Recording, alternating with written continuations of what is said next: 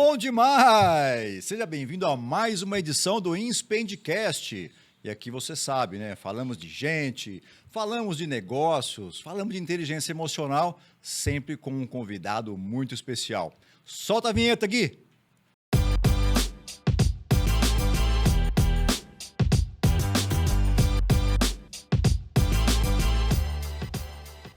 Muito bem, gente. Estamos de volta aqui. Olha, hoje eu estou com uma convidada maravilhosa.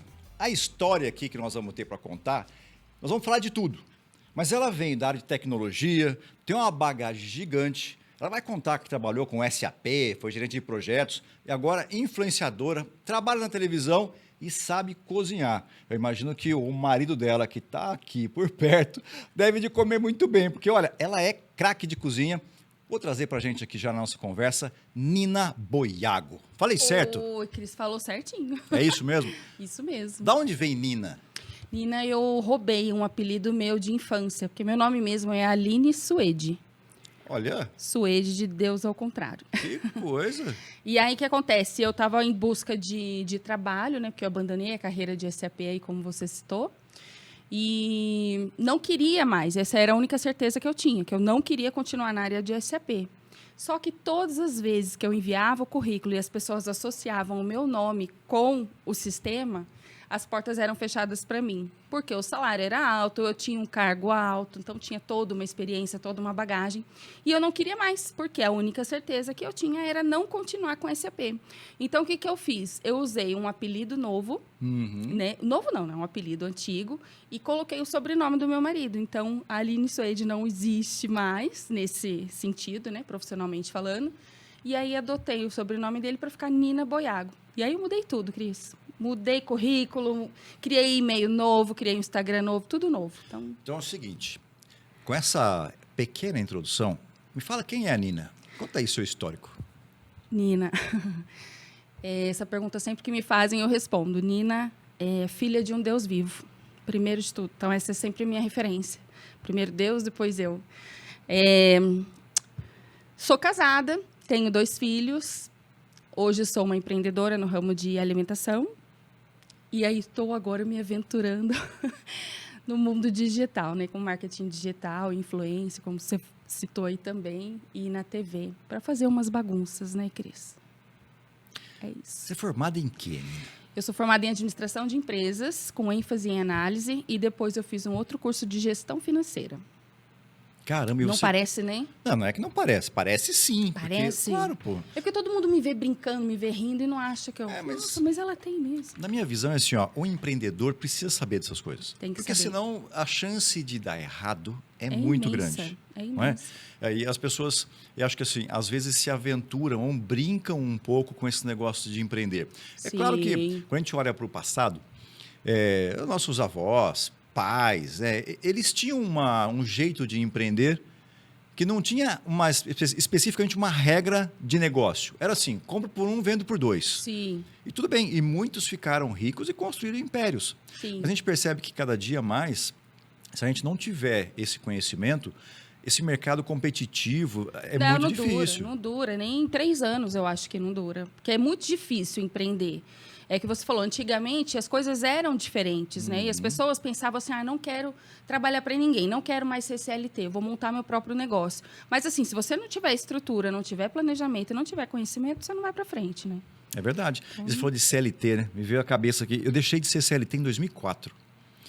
Porque eu me lembro que durante um curso de pós-graduação, a gente passou a entender o custo de uma empresa. Sim. E também o custo como colaborador, que muitos não tiveram oportunidade de conhecer. As escolas, infelizmente, não explicam isso, né? Se explicassem, talvez os colaboradores se questionariam mais sobre o que é um CLT. Sim, ele vale o dobro, né, para uma empresa. Exato. Né? No mínimo o dobro. Só que ele não ganha o dobro, né? Não ganha o dobro. Ele poderia estar ganhando o dobro se fosse um formato diferente. Isso. E aí, assim, não acho que existe um responsável exatamente por conta disso, sabe? Porque, na minha visão, quando fizeram a CLT, ela tinha um valor. O que precisava agora era, de repente, uma remodelagem dela. Sim, aprimorar, né? Aprimorar, com certeza. Até porque a gente aqui no Brasil, até onde eu estudei na época de implementação do SAP, porque o SAP é um sistema de gestão empresarial feito num país de primeiro mundo. Uhum. E aí as implantações que eu fiz aqui no Brasil são todas empresas brasileiras, apesar de ter algumas multinacionais. E a quantidade de impostos que tem no nosso país, você imagina para configurar isso num sistema que é de primeiro mundo? Às vezes a gente falava assim, nossa, mas se o cliente não pagar até dia X, tem tanto de juros, tanto de multa. E aí um país de primeiro mundo não entende, mas como assim juros? A pessoa tem que pedir desculpa de não pagar no dia. Então, você imagina, se a mentalidade que as pessoas têm não chegam nem perto do que deveria ser ideal, né? Terrível isso, né? Mas você gostava dessa parte de administração, da área financeira? Você gostava disso? Eu gostava e gosto muito. Porque senão eu acho que a minha empresa não estaria tomando o rumo que está hoje, né? Mas eu tive um momento em que eu me perdi, sabe? No ramo da marmitaria, porque eu estava tão envolvida com aquilo que era muito novo para mim, que eu trabalhava de dia, de tarde, de noite, de madrugada, de dia, de tarde, de noite, o tempo inteiro. E eu esqueci a minha formação. Espera lá, e os processos? O que eu estou fazendo? Não, tem que voltar aqui, botar o pé no chão. Onde é que eu estou errando? Então, vamos recomeçar. Fiz agora uma nova identidade visual para a marmitaria, criei um novo Instagram para a marmitaria e começar com o que eu tenho de conhecimento. Né? Porque se eu não tiver o planejamento, se eu não tiver as fichas técnicas, por exemplo, no meu caso, que eu preciso ter as receitas certinhas, que isso independe de quem vai fazer a receita. Então, se eu tiver aquilo lá tudo documentado, a empresa está rodando. Eu vou aprofundar daqui a pouco na marmitaria, mas eu queria saber uma outra coisa antes. Diga Quem lá. que cuida da finança em casa? Eu. Você. Eu. Meu marido é muito gastão. Pensa num homem mão de vaca. Não, conta para ele aqui, quando ele estiver assistindo. Mão de vaca, só que não. Ele gasta absurdo. Ele não pensa no amanhã, né? Meu filho fala, mãe, ele não pensa no amanhã. Se tiver que fazer alguma coisa hoje, vamos fazer hoje. Então, ele não se importa com isso. Eu já sou mais pé no chão. Eu já seguro mais, porque eu tenho que me planejar. Por exemplo, todas as obras que eu fiz em casa, eu me planejei. Desde a compra de um fogão industrial, por exemplo. Não, eu vou me planejar, vou guardar tanto por mês, porque esse aqui... E compro tudo à vista, Cris. Não parcelo nada, não tem nada em cartão. Nem tenho cartão e nem quero. Já tive muitas, mas eu nem quero mais. Hoje eu faço, de fato, o planejamento. Eu quero saber, eu vou gastar com, sei lá, um freezer novo. Eu vou me programar para isso. Ele não. Se ele tiver... Mas aquele dinheirinho que a gente está gastando, não, vamos fazer um churrasco. E ele... gasta, ele não está nem aí. Então, dizem que as pessoas com o coração mais mole gastam mais. Ele é. Não que a gente tenha coração mais gente? duro, mas a gente... Alguém tem que ser... tem que equilibrar, né? Senão tem vai algumas dar coisas relacionadas a isso que eu penso assim. Ó. Um nome dado para isso é altruísmo. Não é? Quando a pessoa sempre faz pelo outro, é altruísmo. Mas eu vou deixar aqui um recorte para quem está assistindo a gente. Quando você é muito altruísta, você deixa de ser altruísta e passa a ser egoísta. Por que isso acontece? Quando você faz o bem para alguém, automaticamente você se sente bem. Então, quando você quer sempre fazer isso para receber este bem, você normalmente não dá espaço para quem vive com você poder fazer o bem. Isso. Então, você está sendo egoísta porque só você se beneficia deste momento de altruísmo. Mas não é fácil, não, sabia? Eu sou uma pessoa extremamente difícil de receber ajuda. Eu, no começo, quando eu voltei para Campinas, eu morava em Araraquara, estive lá por um tempo. E quando eu voltei, eu estava numa situação onde eu abri mão da minha carreira de 20 anos de SAP e eu precisava recomeçar. E aí, meu marido me ajudou muito no começo, mas eu chorava. Aquilo, para eu aceitar aquilo, era horrível. Eu falei, que é isso? Imagina, eu que pago minhas contas. E foi muito difícil, porque era sempre eu ajudando todo mundo. E aí, quando eu me vi na situação contrária, foi difícil para mim. Foi difícil. Mas agora já está tudo certo. Está tudo certo. Está tudo sob controle. Muito bem. Ainda falando dessa questão econômica, como é que você faz, por exemplo, para montar essa estrutura de negócio? Porque, assim, o alimento... A marmita talvez seja um pouco mais fácil do que quando é um restaurante. Eu não conheço nada disso, então você vai me trazer uma luz aqui. Como é que faz? Mas você cozinha sem saber a quantidade de marmitas que vai sair? Ou não? É baseado já numa... Na verdade, estou fazendo uma transição agora para 2024, porque eu trabalhava com marmitas personalizadas. Então, às vezes, eu tinha cliente que chegava com um plano alimentar de um determinado nutricionista. Então, tinha que pesar a quantidade de proteínas, a quantidade de carboidratos, os legumes. Aí tem cliente que só podia legumes verdes, né? Que eram com menos caloria. Então, assim, chegava esse plano alimentar, eu fazia o orçamento com base nas quantidades, porque personalizado, e cada um tinha um valor. E aí a pessoa me passava a quantidade de comida, né? A quantidade as unidades que a pessoa ia querer. Então, eu fabricava conforme a demanda. Só que o meu Instagram começou a ter um boom tão grande, pedidos tão grandes, que 100% das minhas vendas eram do Instagram. Que eu falei, eu preciso ter um estoque. E aí, eu comecei fazendo estoque com o que excedia. Eu não tenho como ir lá cozinhar, sei lá, 1 quilo de abobrinha para fazer X marmitas, e o que sobrava, eu montava um estoque. Então, não fazia assim, não me planejava com relação a isso. Só que, ao longo do tempo, o meu público foi mudando. As pessoas não precisavam mais pesar, ou a grande maioria delas. E aí, o meu público foi mudando no sentido assim, eu não gosto de cozinhar, eu não tenho tempo de cozinhar e quero comer uma comida saudável, uma comida que tenha sabor. Porque comida fit, se você procurar na internet, você vai achar um monte. E eu nunca classifiquei minha comida como marmita fit. As minhas marmitas sempre foram marmitas saudáveis, porque é feito de uma forma mais leve. Então, eu não uso óleo, não faço fritura, só uso temperos naturais. Então, é comidinha do dia a dia, comidinha de mãe. Só que todo mundo que comia falava, nossa, mas não parece congelada, sua comida é diferente. O que você faz? Obviamente foram testes, eu errei muito, imagina. Para chegar onde eu estou, eu errei muito. Mas houve uma mudança desse público. Então, hoje, como é tudo muito novo ainda para mim, eu criei um cardápio e a gente só vai repondo conforme for acabando, entendeu? Porque público tem. Às vezes, a pessoa fala assim, eu não quero feijoada. Que nem minha feijoada, eu frito a calabresa na água. Então, eu não ponho gordura, não ponho banho de porco, não ponho nada. Ela é mais leve. Só que eu gosto de usar tempero, bastante tempero. Tem que ter sabor. Sim. Isso, para mim, é o principal. Então, às vezes, as pessoas falam, comida congelada, é sem graça. É frango com batata doce. A gente tem muito mais opções. A gente pode congelar tudo, praticamente tudo. Só que se feito da forma correta. Então, hoje, a partir de agora de 2024, eu vou ter um cardápio onde a gente vai só mudando, de repente, um prato da semana, mas basicamente repondo a produção. Porque tem gente que pede, me dá um pacote misto que você tem, um pouquinho de cada. Então, não é tão exigente, só que a comida tem que ser saudável, entendeu? Entendi. Então, você veio da área de tecnologia e fez essa transição para a área de alimentos. Você sabe que antes da tecnologia eu trabalhava na área financeira. Financeira. Na verdade, assim, meu primeiro emprego foi numa padaria. Eu tinha 14 anos, eu era caixa. Nossa, você está assustando as pessoas. Agora, 14 anos, você trabalhava. A gente podia, nossa, querido, hoje, imagina. quando você fala isso para um jovem, às vezes assusta. Não é? Eu já falo pro meu filho, não vai nessa não que eu tô na antiga, você vem comigo. 14 anos eu comecei, trabalhava numa padaria e eu cuidava do caixa da padaria. Então, acordava cedo, né? Que a padaria abre cedo, saía de lá cedo mesmo. E entrava 1 hora na escola. Eu tinha 14 para 15 anos. De lá, eu fui para uma rádio, mas eu não fui ser radialista.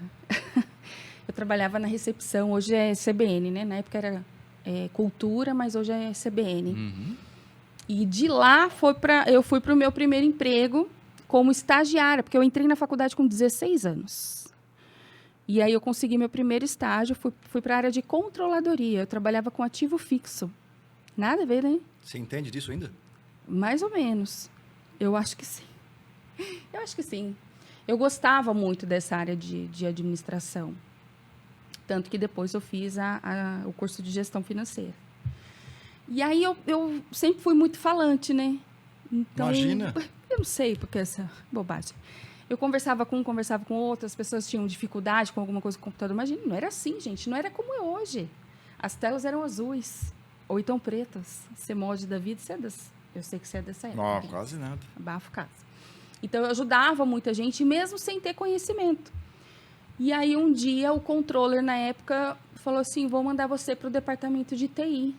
Eu falei, como assim para o TI? E eu me assustei, porque era um departamento formado por 14 homens. Só homens. E eles viviam de preto, o uniforme era preto. Então, eles eram conhecidos na empresa como Men in Black, que eu estava fazendo lá? Uma jovem de 17 anos. Eu aprendi na marra com alguns companheiros lá. Desafio, né? Foi muito desafiador. Aprendi lógica de programação. Maravilhoso. Nunca mais você esquece isso. Nunca mais, porque você entendendo da lógica, você programa em qualquer linguagem. Né? Mesma coisa de administração. Uma vez me perguntaram, por que você fez o curso de administração?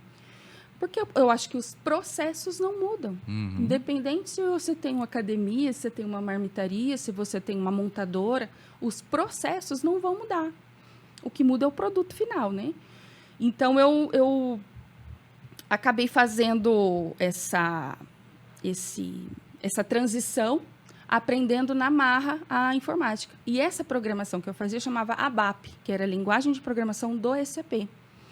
E aí, num dia, eu estava em Brasília. Meu voo atrasou cerca de 14 horas. Nossa, só isso. Bobagem. E eu quase não tinha muito o que fazer e fiquei com o diretor de uma das consultorias que eu trabalhava na época. E eu falando, né, desse jeito, que você já sabe. Ele falou, você não tem vontade de trabalhar lá na nossa região, né, Campinas, Jaguariúna? Eu falei, nossa, meu sonho, porque eu viajava muito. Cada hora eu estava num lugar.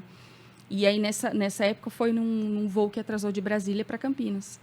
Ele falou, você não tem vontade de ficar na região? Eu falei assim, mas é meu sonho. Ele falou assim, então eu vou dar para você, ajeitar para você uma vaga na área de coordenação de projetos. E aí eu tinha o quê? 21, 22 anos. Então eu comecei na área de coordenação muito novinha. E aí me encantei. Só que aí eu saí da programação e fui já para a área de gestão. Que lidar com pessoas não é fácil, né? Não é, você sabe disso, que lidar com pessoas é a parte mais desafiadora, eu acho. Não é nem tanto o projeto, o que você tem para entregar, o tempo, as atividades, as fases de um projeto, mas lidar com pessoas. Mas, graças a Deus, eu tive um relacionamento bom com muita gente. Eu acho assim, hoje é um grande diferencial o profissional, né? Que consegue, além de ter o conhecimento técnico, ter esta parte de relacionamento com as pessoas. E cada dia que passa, isso vai ser mais relevante, porque a inteligência artificial vai substituir muitos trabalhos. Eu não estou falando de empregos, eu digo de coisas que a gente faz mesmo, né? Até para facilitar hoje em dia, né? Que a internet está... Eu ouvi um cara falando outro dia algo que eu achei legal, que ele falou assim, inteligência artificial não é sobre tecnologia, é sobre aumentar a produtividade das pessoas. Aumentar a produtividade. É? Exatamente. Então, você vai trazer mais benefício para as pessoas. É óbvio que aqueles que não se adaptarem, né, não vierem para conhecer a inteligência artificial, vai ter dificuldade. Com certeza. Né? Mas tem que se adaptar. Tem que se adaptar. Acho que a gente tem que... O estudo ele tem que ser constante, a todo tempo. Em se tratando de informática, então, a velocidade com que as coisas aparecem são monstruosas. E você sabe que, por exemplo, né, se a gente entrar hoje num chat GPT, por exemplo, escrever lá, gostaria de fazer uma receita, fala um prato aí bacana aí. Sei lá, um risoto. Um risoto. Filé mignon. E olha só que bacana, eu quero fazer um prato de risoto, mas cria a receita como se eu fosse a Nina Boiago. Se você estiver alimentando as redes com as suas receitas, o chat GPT vai se comportar como se fosse você para gerar a receita. Duvido. É mesmo. Sim. Não, esse chat GPT, ele é magnífico, mas tem muita gente que não sabe usar, né? Não sabe. Coloca uma frase e acha que o negócio tem que dar tudo. É que você tem que conversar mesmo, né? Com ele.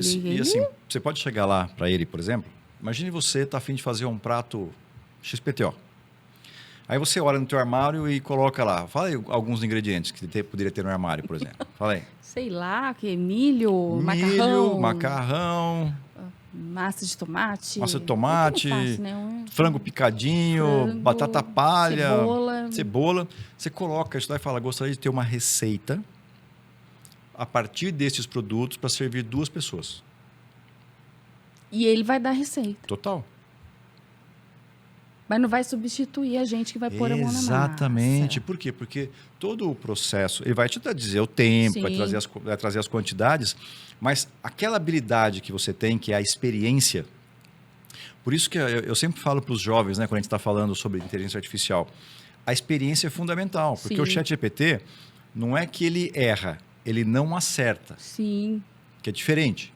Né? Ele trabalha por exclusão.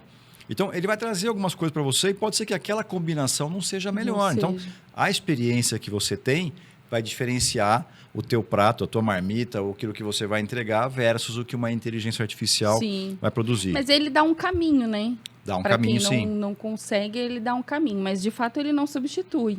Você tem que ter o feeling, né? Para cozinhar, eu acho que, além da inteligência artificial que ajuda, se você não tiver amor, Cris, não vai. Já tentou cozinhar no dia que você não tá legal? Olha, os miojos que eu faço... Os miojos. O arroz queima, a carne não fica no ponto legal, o tempero não fica bom. Então, você tem que estar bem para cozinhar. verdade. Então, cozinhar é mais do que fazer um prato qualquer, uma receita qualquer. É, de fato, um ato de amor, né? E você sabe que você falou em ato de amor, eu já vi nas redes você conversando com as galinhas. Eu falo com galinha, com cabrito. Você viu que eu ganhei um cabrito? Não vi. Tunico. Mas ele ainda tá mamando, então ele fica no vizinho ainda. E eu converso, as galinhas são famosíssimas. Levei elas pra TV, inclusive, semana passada. Queriam que eu levasse minha galinha. Eu falei, não, gente, que isso? Elas são atração do meu Instagram. Eu converso. Quantas galinhas tem lá? Agora tem 6. 6. É a Marisa Vera, a Helena, o Tony, a Lili. E aí o meu marido, ele fez um escambo, né? Trocou a Dulce pela Lulu agora. Então, a gente fez uma troca com o vizinho. Qual o motivo? Eu não sei, eu queria entender até hoje. Ele ainda não me explicou essa história de trocar a Dulce. Fiquei chateada com isso, mas tudo bem. Mas a outra é bonita também. Eu vou apresentar ela pro povo, ainda não apresentei. Aí você sai correndo atrás dela no quintal. Sai, meu filho também sai, meu marido. Aí se dá muito trabalho, ele quer pôr na panela. Eu falo, que isso? Não são salgados. Isso aqui tem toda uma história com elas. Você arruma outro frango para pôr na panela. Elas não, eu não deixo. Da tua rede fica bombando, né? Fica bombando, Cris. E eu falava, gente, vamos viralizar vídeo de comida, de marmita, é o meu trabalho, né? Vamos comprar marmita, nem que for por dó, né? Eu falo muito isso. Mas não, viraliza o quê? As bagunças. E isso foi legal para eu também, nessa fase aí de nova identidade visual da marmitaria, ver que eu precisava separar o meu trabalho. Né? O meu Instagram até então era para uso pessoal. Até antes da pandemia era para uso pessoal. Eu postava lá meu dia a dia, meus treinos. Eu falo assim, quem que é a gordinha mais fitness daquela academia, sabe? Eu treino Muay Thai no Fabiana Belay. E eu sempre falo assim, quem é a gordinha mais fitness dessa academia sou eu, porque eu sempre prezei atividade física e vida saudável, independente do seu tipo físico. E aí, uma vez, a IPTV fez uma matéria comigo, para mostrar justamente isso, que a academia ou atividade física, ela é aberta para todo mundo, para todos que querem cuidar da saúde. Claro. E aí eu falava disso no meu Instagram. A questão da marmitaria veio durante a pandemia. Então, eu comecei em março, dia 14 fechou tudo. Comecei dia 1º e no dia 14 fechou tudo. Eu falei, e agora? E as pessoas me perguntavam, mas como é que você fazia antes da pandemia? Eu falei, meu amor, eu não fazia. Não tinha nada disso. Então, eu comecei efetivamente na pandemia e que foi muito bom, porque as pessoas começaram a ter o trabalho de home office, e que para nós do mundo SAP isso já era mais comum, mas não tinham tempo de cozinhar. Então, aí eu vi, de um tempo para cá, o perfil do meu cliente mudar. Ao invés de pessoas, eu quero marmita fit para emagrecer, meu amor, eu não faço marmita fit, faço marmita saudável. E aí, ao invés de pedir um lanche, pedir uma pizza, alguma coisa assim, vai para as marmitas. Você tem ela congelada, principalmente para quem come e vê que ela é muito parecida com uma comida fresquinha. E é fresquinha, porque à medida que a gente faz, a gente monta e congela. Então, ela é fresquinha mesmo. E tem todos os nutrientes ali certinho, bonitinho. Então, esse público que não tinha tempo de cozinhar, acabou sendo maior do que aquele que queria pesar a proteína, pesar o carboidrato. Então, esse meu público mudou. E olha só, na pandemia, que eu não fazia nada com referente à comida antes, né? Tinha pessoas que falavam assim, mas escuta, você cozinha desde quando, né? Viajava, cada hora num canto, cada hora num estado, cada hora num país, uma loucura. Não tinha nem tempo disso. Hoje o cliente seu da marmitaria deve ser mais regionalizado, né? Porque até por conta da comida chegar já congelada próximo. Eu tenho clientes em Paulínia, Hortolândia, Barão Geraldo, Valinhos, Vinhedo, alguns de Americana, e já tive pedidos de Indaiatuba e de Jundiaí. E Campinas inteira. E o que é legal, Cris? Como a nossa cidade aqui, ela tem universidades, eu tenho muitas mães que são de fora e que compram comida para os filhos aqui. Então, tem os bebês. Você pode cuidar do meu bebê. Quantos anos tem o seu bebê? 23. Eu falo, minha senhora, mas tudo bem, eu cuido. Porque fica preocupado de um jovem, hoje em dia, sair e comer qualquer coisa, né? A mãe quer o quê? Quer o afeto, quer o carinho, quer ver o filho bem alimentado, com coisas que são saudáveis, que são naturais. Então, eu tenho muitos clientes assim. Eu tenho clientes que são de fora. Tem cliente do Canadá, cliente da Austrália. Como é que você leva comida para lá? Não. São pessoas que moram fora e que têm, por exemplo, os pais que são idosos aqui. Ou que ficam sozinhos, ou que ficam com cuidadores. E aí os filhos de fora compram para os pais, entende? Você tem uma rede hoje com quantos mil seguidores hoje? 46 mil seguidores. É gente pra caramba. E nem todo mundo tá aqui próximo. Tem seguidores e tem perseguidores, né? Mas tem bastante. Eu gostei esses dias, o cara explicando o seguinte, para quem tem haters, que ele falava assim, o cara disse que ele reagiu a um hater. Né? Aí era uma senhora que estava incomodando ele. Aí ele falou assim, a senhora sabe qual é a diferença entre a senhora e uma pizza? Aliás, entre... Como é que ele falou? Entre a sua opinião e uma pizza. E aí ela respondeu para ele que não. Ele falou assim, é que a pizza eu pedi. Né? Então, assim, você está na rede e fica exposto. Fica. Mas é que quando você foi falando, né? Eu não consigo não pensar em negócio quando a gente está falando a respeito de negócio. Sim. Poderia licenciar a tua marca, por exemplo, já que você tem um monte de seguidores. E você pode vender, sei lá, São Paulo, Minas, até na Austrália. Uma franquia, se fala. Não é bem uma franquia, é você licenciar uma receita. Depende, assim, a marca que você faz e a tua imagem. Pô, legal, tá? Você está em Campinas, né? Que bacana que você está em Campinas, eu queria comprar uma marmita sua, mas que adianta? Fala, não, você quer, eu posso, de repente, pegar alguém que está querendo iniciar, porque tem muita gente querendo começar a fazer marmitas saudáveis. Elas podem iniciar seguindo suas receitas e licencia usando a sua marca, entendeu? Com o seu método. Hoje, assim, a gente tem programado agora para o dia 22 de janeiro, agora de 2024, uma mentoria comigo. Vai ser minha primeira turma. Estou pensando em média umas 10 pessoas, porque vai ser um plano mais piloto, onde eu vou contar um pouco da minha trajetória e como que eu... Porque, assim, para chegar no que eu estou hoje, eu pastei, né? Eu pastei bastante. Fiz muitos testes para poder ter as técnicas que eu tenho hoje. E muita gente me procura. Você não vai dar curso, você não faz mentoria, você não faz isso. Eu falo, gente, espera lá, acendeu uma luzinha e eu acho que, de fato, eu posso aproveitar isso. Mas eu tive clientes de São Paulo, por exemplo... eu quero sua marmita. Eu falo, meu querido, não compensa pagar gasolina e pedágio para levar para você até aí. Eu tenho várias pessoas que eu posso te indicar, porque a gente tem uma rede, né, de marmiteiras. Várias pessoas. Eu falei assim, não, eu quero a sua marmita. Pois o cara pagou tudo para ter a minha comida. Eu achei isso, eu falo, gente, podia criar, por exemplo, olha eu que pensando, né? Pensa, você pode criar a sua aí. metodologia. Imagine, por exemplo, você passando num mercadão que tem vários tipos de tempero. Você pode criar a sua mistura. Eu tenho já. Entendeu? E aí você pode vender para essas pessoas a sua mistura. Você vai temperar a comida com, né, o tempero da Nina, entendeu? Inclusive, quando eu vou na TV, é uma bagunça isso, porque eu tenho o meu tempero que eu faço mesmo, que são todos com produtos naturais. Coloco tudo lá, só que o meu tempero separadinho. E aí, quando a gente vai passar a lista, eu falo assim, temperos a gosto.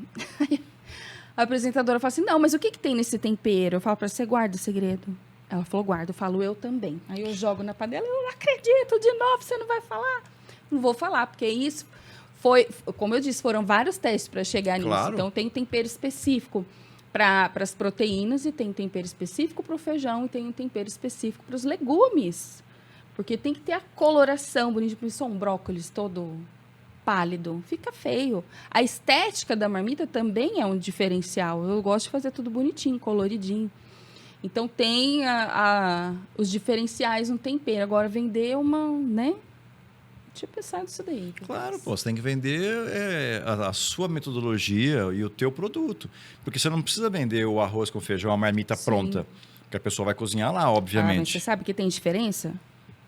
Tem muita gente, assim, você já viu... Pode procurar na internet, está aberto, vocês podem procurar à vontade. Vocês vão procurar lá Marmita Fit, né? Que essa é a referência. Não é o que eu faço, mas é a referência que a gente usa.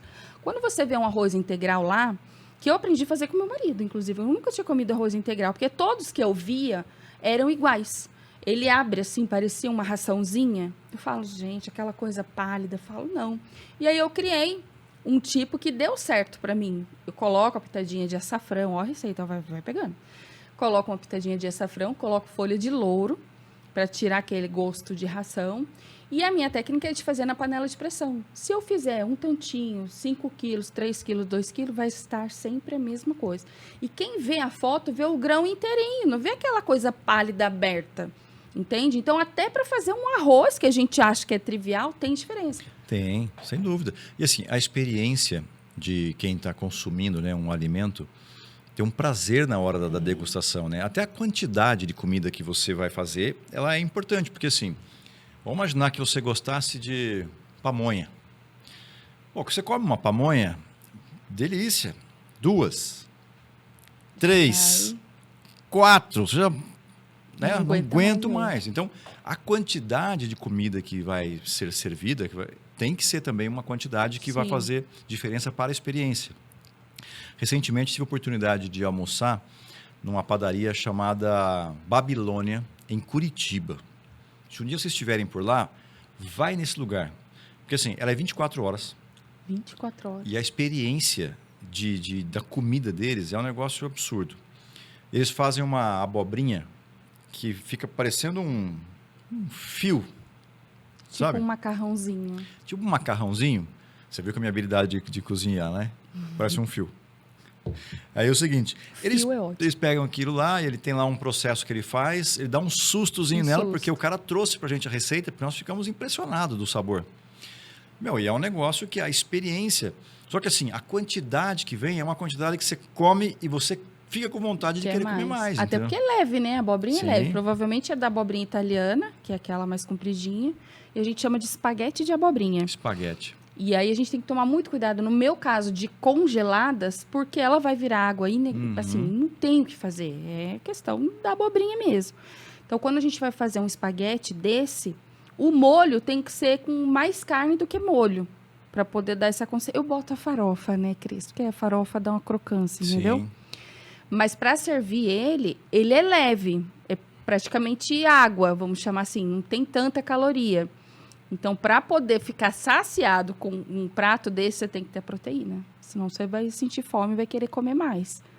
Mas o jeito de fazer, o sabor que fica a abobrinha é maravilhoso. Quem está assistindo já, se estiver vendo na hora de almoço... d'água, gente. Olha que absurdo.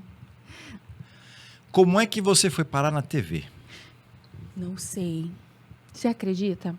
Na verdade, assim, tem várias histórias minhas na TV antes de apresentar os pratos, né? Eu já tive na TV contando uma história de amor, por exemplo, com o meu marido. Ele estava junto? Ele estava junto. Mas, porque eu faço parte de um fã-clube do Chitãozinho Chororó. E aí, uma vez, uma amiga perguntou assim, alguém tem alguma história com a música Evidências? Evidências estava fazendo, acho que 30 anos, não me lembro. Alguém tem alguma história com a música Evidências para contar? Aí todo mundo contou sua história e eu, no meio, contei a minha. E aí, essa minha amiga Rosa me ligou e falou assim, Nina, a gente pode mandar sua história para o Bial? Eu achando que o Bial era quem? O Zé, da padaria. Me associei, que era o Pedro Bial, da Rede Globo. Falei, não, amiga, pode mandar. No dia seguinte, me liga da produção. Olha aqui, somos da produção, da Rede Globo, programa tal. Falei, misericórdia. Falei, e agora? A gente gostaria de convidar você e seu marido, que até então não era meu marido oficialmente, casado e tal. Se vocês podem vir contar a história no programa. E ele é muito entrão, ele falou, vamos, amor, vamos. Eu falei, vamos, né? Só que, no meio do caminho, eu soube que Chitãozinho Chororó estaria lá. Eu já tive que me segurar. Falei, oh, meu Deus, é bom demais para ser verdade. Chegamos lá, tinha um camarim com o nosso nome, né? A Aline e a Alessandro. Ficamos na salinha lá no camarim. Falei, eu vou... Ele ficou comendo tudo que tinha no camarim. E eu fui me arrumar. Trocaram minha roupa, arrumaram maquiagem, cabelo e tal. Quando eu saio, quem eu vi? Os dois, pititico, lá meu coração quase saiu pela boca. E eu mantive a classe. Oh, boa tarde, tudo bem? Que eu engano bem. E fomos e contamos a nossa história. Porque o Sandro foi o meu primeiro namorado. A gente se conheceu em 92, mas começamos a namorar em 93. E aí o meu pai nos separou em 94. E aí a gente ficou 21 anos separados. E toda a nossa história tem a ver com a música Evidência. Toda vez que eu ouvia, eu lembrava dele, e ele também. Quando eu reencontrei o Sandro 21 anos depois, estava tocando Evidências dentro do carro. Então tem toda uma... E aí a gente foi no programa. Depois, isso foi em abril. Em finalzinho de maio, fomos convidados para ir no show do Dia dos Namorados, no Credit Card Hall. Isso no dia 12 de junho. Quando foi no dia 24, fomos lá, né? Imagina, no camarote e tal. Eu achei bonito, mas eu gosto mesmo de ficar na frente do palco, entendeu? Mas a gente ficou no camarote. Tiramos fotos com eles e tal. Foi maravilhoso.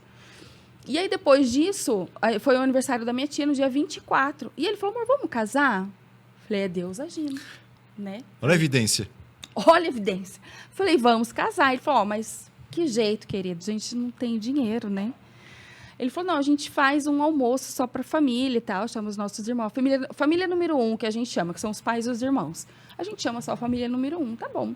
E aí eu comentei com uma amiga minha, que participou de toda a nossa história, mais de 30 anos, enfim. Falei, a gente vai casar, mas a gente não, né, não tem condições, a gente não vai fazer nada. Cris, eu ganhei tudo que você possa sonhar. Vestido, maquiagem, cabelo, fotógrafo, bolo, o salão, ele ganhou roupa, ganhamos viagem, ganhamos dinheiro, tudo que você pensar. E aí eu entro para me casar com esse homem, o início da marcha nupcial e depois Evidências. E quem fez essa música pra gente foi um músico do Chitãozinho e Chororó, que foi o Adilson Pasqualini. Ele fez, gravou, mostrando pra gente, né? Foi ele que tocou numa festa do seu aniversário? Foi o sobrinho deles. O sobrinho dele. Foi o Júnior, que é da banda Rurais. Ele toca já há 2 anos, já nos meus aniversários. Ele é sobrinho, filho da Nilva, que é irmã do Chitãozinho de Chororó. Entendeu? Então, a gente tem uma relação. Porque, assim, Chitãozinho e Chororó são 2 artistas maravilhosos, que eu sou fã, assim, desde que eu me entendo por gente. Mas, assim, o respeito que eles têm com a gente, com fãs, assim, como nós, porque a gente, não é assim, vou ver Chitãozinho e Chororó, vou morrer. A gente não tem isso, né? É uma coisa, não sei, é mais tranquilo, sabe? A gente respeita, não tem aquela coisa de, olha, vai, vou morrer.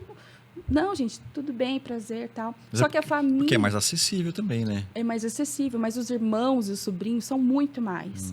E a gente trata como de igual para igual, porque a gente não está vendo um artista, um sobrinho de um artista, um irmão de um artista. São pessoas que tratam a gente como se fossem da família. Então, isso é muito bacana. Essa foi contei tudo isso para falar que foi uma experiência.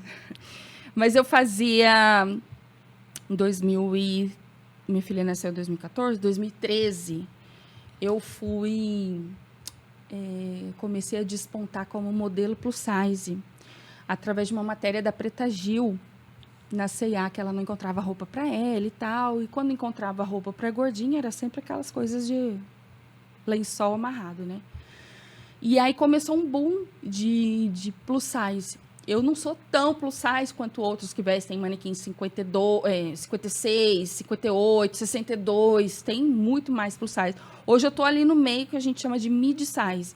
Mas há 2013, 10 anos atrás, não tinha ninguém. As gordinhas não queriam aparecer. E aí eu era parecida.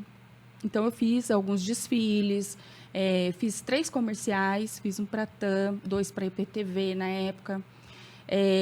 Fazíamos muitas fotos para editais e tal. Então, eu comecei na TV assim. Você gravou para TAM? Na TAM. O que você fez na TAM? A gente fez na época da Copa. A gente fez um comercial da torcida, gritando e tal. Aí foi para a TAM. Foi esse. Para a IPTV foi do Dia das Mulheres. E o outro foi do... Eu tinha que separar 3 mulheres. Eu não sei porque colocavam uma na cozinha, uma outra que era tipo uma estudante. Fizemos gravação numa biblioteca. E eu era empresária. Eu sempre fui empresária. Olha que coisa. Eu lá atrás do computador, assim, eles gravando. Então, as primeiras experiências na TV foram assim, desfilando algo como modelo plus size mesmo. E depois, a próxima foi com a IPTV me gravando na academia da Fabiera, acho que era lá na Baden ainda, falando sobre os corpos, né? que todos os corpos podiam treinar, podiam fazer atividade física. Logo depois veio essa do meu marido, que a gente foi pro Bial. E quando eu comecei com a marmita, comecei tipo numa segunda-feira, na mesma semana eu recebi um convite para ir para a TV. Eu falo, gente, como assim? Ir na TV fazer receita? Não, não é isso. Eu fiquei bem impressionada, mas foi na primeira semana que eu comecei a divulgar e eu não sei como que as coisas explodiram. Eu estava na Record praticamente toda semana e fiz para o SBT também. A Globo, a própria Globo veio fazer uma matéria com a gente, uma receita de família que a gente teve. E aí o meu marido participou também fazendo essa receita. E assim vai. Mas eu faço muita bagunça na TV, né? E quando eu não faço, as pessoas reclamam. Cadê seu microfone? Você não trouxe? Eu levo o microfone que eu tenho. Você não trouxe seu microfone? Eu falo, gente, eu quero ser quietinha, explicar a receita, mas não tem jeito. A gente Você é vai sempre pra bagunça. divertida, né? Sempre divertida. Sabe o que eu costumo dizer pro pessoal nosso aqui? Que assim, não precisa ser chato para ser sério. Pois é. Né? E acho que assim, esse é um grande diferencial que você tem. O que eu penso, né, sobre isso? A dificuldade de manter, né, um astral alto, porque a gente é ser humano. E tem Sim, dificuldades no dia a dia. lógico. Só Deus sabe quanto eu já chorei sozinha, gente. Cozinhando sozinha, 3 horas da manhã, as pernas não aguentavam mais. Todo mundo dormindo. Eu não aguento mais. De cansaço físico, cansaço mental. Porque o físico é legal, você toma um banho, relaxa, vai dormir e apaga. E o mental? A cabeça não desliga. O que eu vou fazer se eu fizer combinação de frango com isso, com aquilo? Eu falo, gente, eu precisava Chat disso. GPT. Mas Agora- agora, né? Naquela época não tinha, né? Imagina, Era Nina GPT, né? era- Que tinha que... Era bem assim. Era assim, não foi fácil, não. Não, e é óbvio, né? Que você tem o amor por fazer isso. E, por outro lado, também tem a questão de gerar receita mesmo, né? Sim.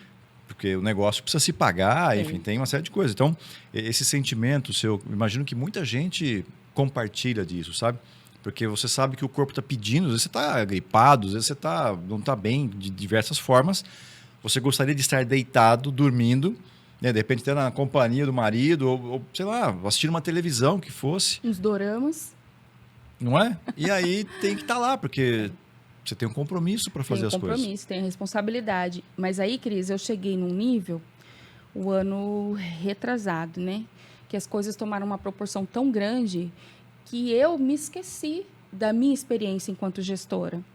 Eu queria ficar lá trabalhando o tempo todo, de dia, de madrugada, não tinha hora. Eu ficava o tempo todo na cozinha. Eu não tinha tempo para os meus filhos, não tinha tempo para o meu marido.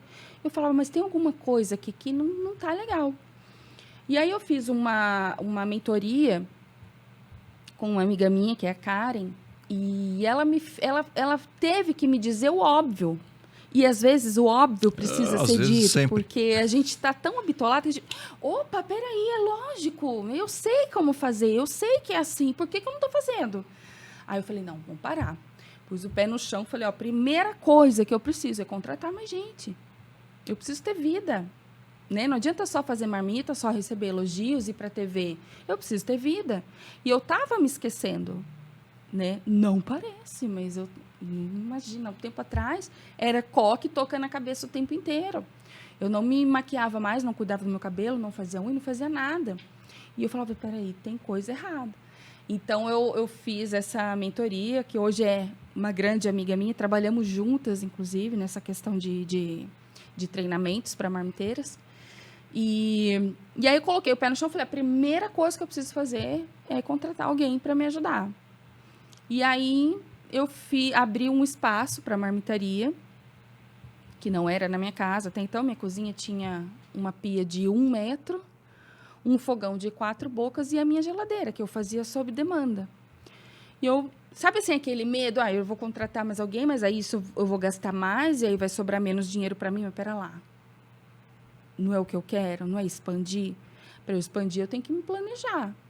Eu tenho que investir, porque eu não acho que é gasto, foram investimentos, em fogão, por exemplo, fogão industrial. Antes eu fazia 5, 6 panelas de arroz, porque eram pequenas, um fogão de 4 bocas, e hoje eu faço uma vez só, um panelão. Então, tem coisas que eu precisei parar e falei, caramba, mas eu tenho experiência na área de gestão e de negócio, eu preciso estruturar o meu negócio. E aí foi onde eu investi em freezer. Hoje eu tenho 4 freezer. Me desfiz de um só pela estética da minha cozinha. Mas eu não precisava ter me desfeito dele. Mas eu tenho 4 freezer, eu tenho fogão industrial, eu tenho 2 geladeiras, eu tenho uma área bacana, que o meu marido, inclusive, me ajudou. Ele me ajudou demais. Muita coisa dessa marmitaria eu devo a ele. Do tipo, ganhamos as portas e as janelas. Quem vai fazer? Eu olhava para ele, então. Né? Ele procurando lá no Google como é que coloca piso. Ele pôs o piso na minha cozinha. Ele, mas eu não gostei dessa cor. Ele ia lá e pintava, ele fez tudo. Então, ele tem grande parte. Eu devo a ele. E ele estava lá o tempo todo comigo. Inclusive, ele é o gato boy, né? Ele que faz as entregas. Hoje a gente tem mais um motoboy ajudando, mas assim, ele que faz as entregas. As pessoas vêem na rede, né, vêem na televisão e não conseguem imaginar, né, o esforço que tem por trás daquilo. Muito. Né? Eles começam a fazer comparações que a rede social não favoreceu isso, né? Ela traz comparações muito injustas, né? Injustas e só vem aquilo, né? Sim. Só vem, é o que eu falo assim, até nas minhas redes sociais, gente, eu posto o que eu quero que as pessoas vejam, meu perfil é aberto. Eu não vou expor a minha vida, as pessoas acham que eu exponho o que eu quero que vejam. Tem coisas que eu não vou mostrar, tem coisas que eu não quero que saibam. O meu tempero é um deles, eu não vou mostrar o meu tempero. Se a ideia é vender, eu não vou mostrar, porque senão acaba a graça, né? Sabe que, assim, eu costumo dizer nas mentorias aqui que uma das coisas que não deve acontecer no empreendedor é que, às vezes, ele esquece que ele tem um negócio e o negócio é que passa a ter ele. Eu tava assim. Aí, tua saúde vai embora, teu prazer vai embora de fazer as coisas, não funciona mais, né? Então, é importante que tenha essa consciência, por quê? Mesmo que você trabalhe muito, porque os negócios consomem muito tempo, né? Sim. Então, mesmo que você tenha que trabalhar de segunda a segunda, mas se você tiver consciência de que, se eu estou fazendo isso ainda com prazer, isso está legal, e uma das frases que é fácil identificar é você falar assim, nossa, se você chegar para você mesmo e falar assim, hoje eu tenho que fazer X marmitas. Esse tenho já vira uma obrigação e aí já... Né? Então, é fazer esse monitoramento da mente, né? De como é que está o lado emocional. Por quê? Tem o lado de você se separar. Em que momento que você é a mulher e em que momento você é a profissional, né? Exatamente. Como é que você faz para... Eu precisei passar por essa fase para entender onde eu estava errando. E hoje ajudar outras pessoas a não cometerem o erro que eu cometi. Hoje eu me dou o luxo de dizer, olha, a produção na minha cozinha é de segunda a quinta. Sexta-feira não trabalhamos. E nem sábado, nem domingo, e nenhum feriado. Porque é da minha família. Eu fico, às vezes, final de semana, o dia inteiro vendo série com meu marido. Entende? Porque eu não tinha mais isso. Hoje eu vou, cuido do meu cabelo, cuido de unha, cuido da pele, cuido de maquiagem. Sabe que eu fiz lipos de papada? Fiz lipos de papada, entendeu? Hoje eu tô olhando para mim porque eu me deixei. Eu achava que eu tenho que fazer. Não, eu tenho que entregar. Não, eu não tenho que entregar. Quem conduz o meu cliente sou eu. Você chegou com pedido, sei lá, 30 marmitas? Ok, eu consigo te entregar no dia X. E eu coloco o prazo para frente mesmo, porque se eu conseguir antes é mérito meu. Mas depois não vai ser. Mas eu consigo hoje direcionar, porque isso daí é um planejamento. Se eu não tiver planejamento, eu vou fazer o quê? Trabalhar de dia, de noite, de madrugada, de dia, de noite, de madrugada, sábado, domingo, feriado. Não, eu tenho filho. E os meus filhos estão numa idade que a gente tem que estar perto. E eu não abro mão disso. Entende? Voltando para o assunto que você está sempre rindo, né? Sempre divertida. Qual foi o momento mais engraçado que você viveu aí, que você possa compartilhar? Da minha vida toda? Principalmente nesses últimos... Esses últimos anos? Engraçado? Não sei, eu acho graça em tudo, todo dia eu acho. Mas é engraçado, assim, foi diferente, para mim foi muito engraçado, quando eu fui levar algumas marmitas e as pessoas acham que eu sou famosa, sabe? Você é, Não, quase 50 mil seguidores na rede. Mas é muito engraçado, porque me colocam num pedestal como se eu fosse Fui entregar a marmita para uma moça, e aí quando ela me viu, do corredor da casa dela, ela ajoelhou no chão e começou a chorar. E eu não entendi, eu falei assim, é para eu ir embora? O que eu fiz? Ela, não acredito que você está aqui. Eu falo, gente, como assim? Não estou entendendo. Aí veio, me abraçou, ficou uns 15 minutos abraçada comigo. E eu assim, tá ótimo. Mas a marmita vai descongelar. E aí, tá tudo bem? O que aconteceu? Não, você mudou minha vida. Eu falo, gente, de que maneira que eu mudei a vida? Pra mim foi tão engraçado. Eu falo, gente, como assim? Tem gente que passa perfume. Peraí, vem com os perfumes, com batom pra me abraçar. Eu acho isso muito engraçado. A gente ficou só normal. Então, mas Chegou todo mundo, mas isso foi muito engraçado pra mim. o normal é dentro de casa, né? Então, mas é que eu não vejo essas coisas que as pessoas veem. Às vezes eu falo um pouco da minha experiência, por exemplo. Eu tenho um problema muito sério hormonal que não me deixa emagrecer. Mas o meu tipo físico, o meu braço, a minha coxa, isso não me incomoda. Me incomoda o que eu passo fisiologicamente. Por exemplo, eu não faço xixi. E é muito difícil fazer xixi, apesar da quantidade de água que eu bebo. E eu falava assim, gente, tem coisa errada. Porque se você pegar toda a minha família, todos são fit, né? Vamos chamar assim. Todos comem muito bem, fazem atividade física, eu também. Por que só comigo não dá certo? Então, eu comecei a compartilhar um pouco dessas minhas histórias. E as pessoas se identificam muito. Eu falo assim, você quer emagrecer? Legal. Vamos entender como funciona a reeducação alimentar. Porque emagrecer, todo mundo sabe o que tem que fazer. Você não sabe o que tem que fazer? Claro. Você não pode comer fritura. Não é que não pode, né? Você tem que evitar.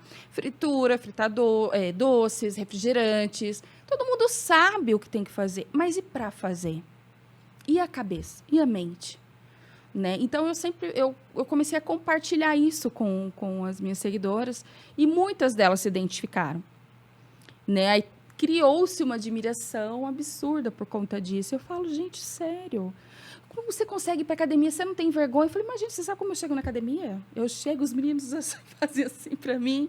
Eu brinco com todo mundo, eu converso com todo mundo, porque eu tô lá para mim cuidar. Né? Não importa o que as outras pessoas vão dizer. E eu acho que foi isso que criou essa intimidade com essas pessoas. Eu recebo mensagens assim, a gente não se conhece pessoalmente, mas eu te admiro tanto. Eu falo, gente, olha que coisa bacana. Você falando isso, né? Eu sempre encorajo as pessoas a compartilhar a história de vida. Tem que compartilhar. As pessoas falam assim, nossa, mas a minha vida não tem nada de interessante e tal. Não tem interessante. Exato. A gente acha que não. Porque aquilo que você viveu, às vezes a pessoa não sabe lidar com aquilo. Às vezes, de repente, assim, se você fala, de repente, o nome de qual é o tipo de... Não sei se fala de distúrbio, ou, enfim, o que for. Olha, eu tenho um distúrbio tal. A pessoa fala...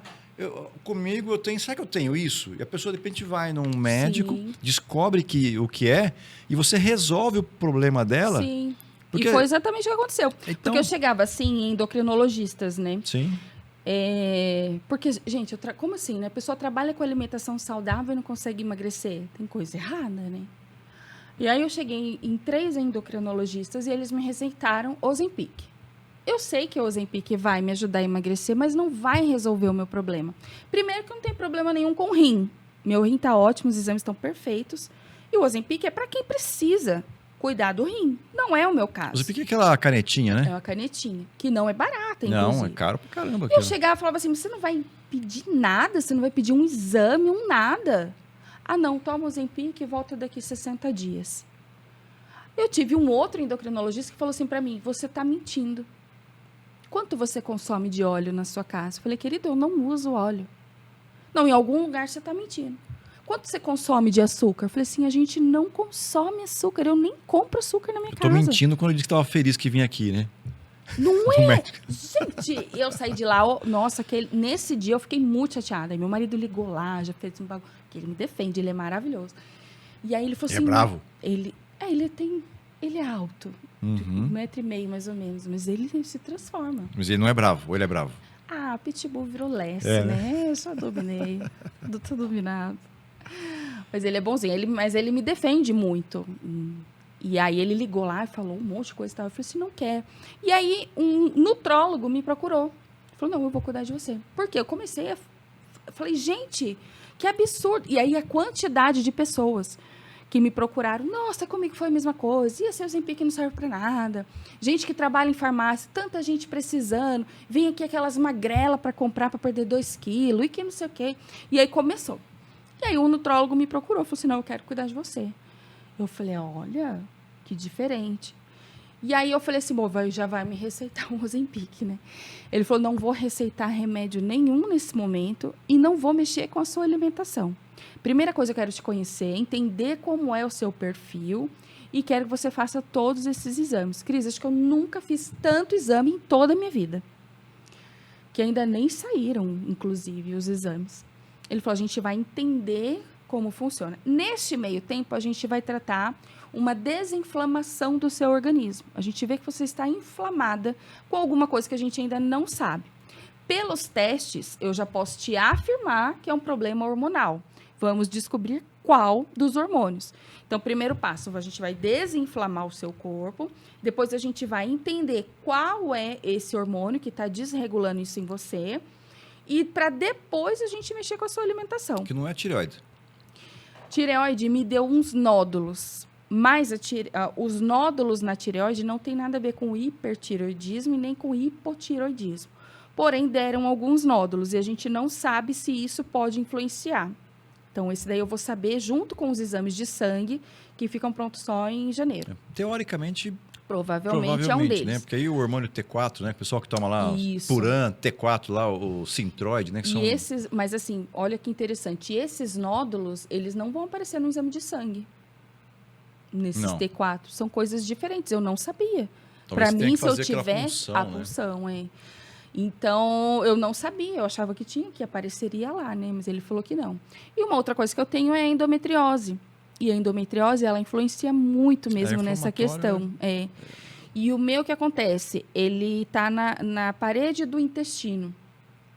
Não está mais no útero. Eu tinha no útero, mas não está mais. Ele está na parede do intestino. Então, esses hormônios, esses dois que já são certeza, com certeza influencia em alguma coisa nessa questão de não emagrecer. Mas aí eu, por conta própria, tirei o glúten. Não como, não sinto falta de um pão, não vou negar, vai. Tudo bem. Um pãozinho com manteiga, hein?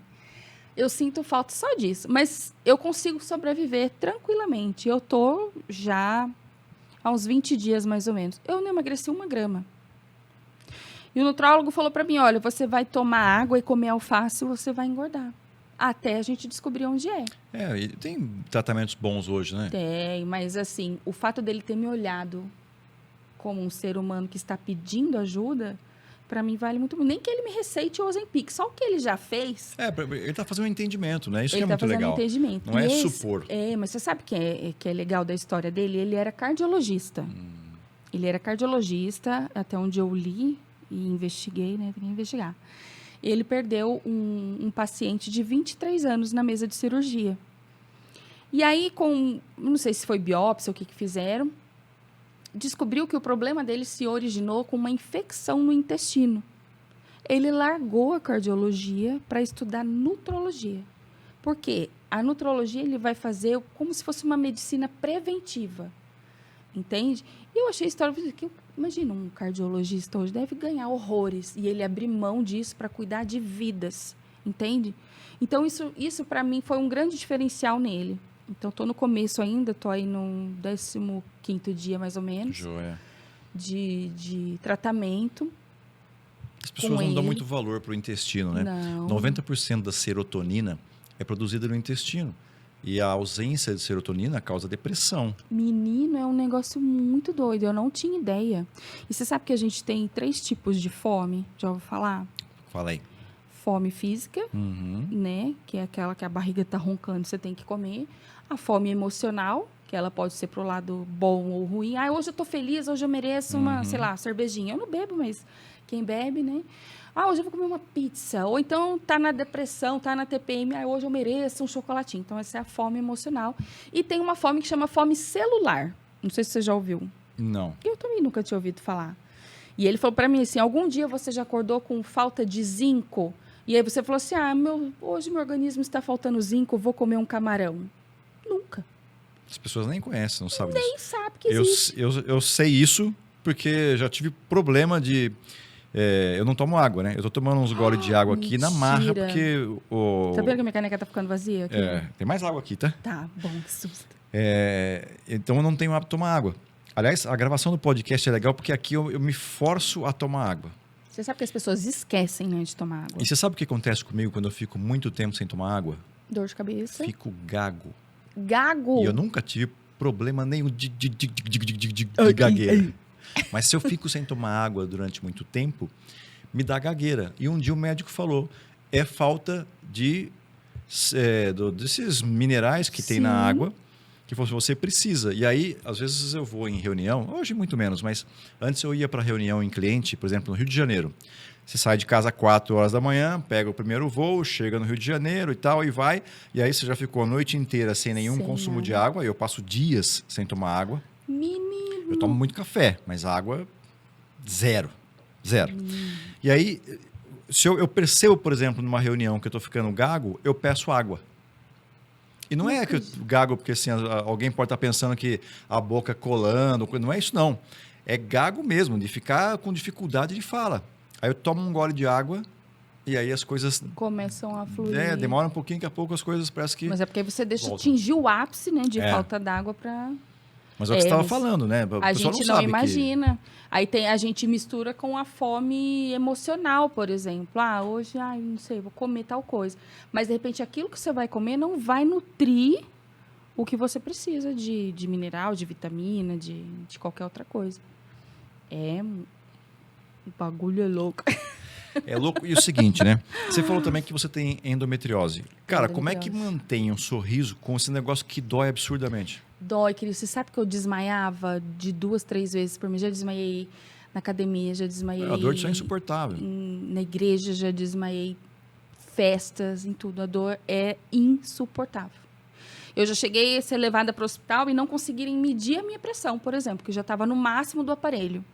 A dor é muito triste mesmo, assim. E remédio nenhum funciona se não for na veia. E aí, o que acontece? Essa endometriose apareceu depois da Giovana. Não sei se foi depois da Giovana, mas pelo menos foi quando eu comecei a sentir as dores, né? Porque, normalmente, quem tem endometriose não consegue engravidar. Uhum. E aí, aparece depois da minha segunda filha, eu não entendi, foi nada. Mas, enfim. Eu sei que em uma dos meus desmaios, um pastor me chamou, foi na igreja. Desmaiei na igreja, ai, meu Deus. Aí o pastor me chamou no domingo seguinte e ele falou para mim, você crê? Eu falei, eu creio. E aí eu falo, as pessoas acham que eu brinco o tempo todo. Ele falava, você crê mesmo? Eu falei, sim, eu creio mesmo. Mas eu tava falando sério, porque eu tava crendo mesmo. Ele falou, então eu vou fazer uma oração para você e eu vou pedir pela sua cura. E eu tenho certeza que aquilo fez com que eu nunca mais desmaiei. Eu nunca mais senti uma cólica. Apesar de ter ela aqui, eu nunca mais senti. A única coisa que eu sentia, Cris, era que a minha barriga fazia assim, ó. Ela tremia. E eu olhava pro meu marido e falei, você tá vendo isso? Você tá vendo? Começou a tremer. E aí, sim, começava a sair. Parece uns bifes de fígado, uma coisa horrível, mas assim, parecia mesmo. Porque eu não menstruava. Quem tem endometriose normalmente não menstrua. Então, não saía a minha menstruação. E depois disso, começou a sair. Hoje, eu não sinto nada. Eu não sinto dor nenhuma, eu não sinto nada de nada.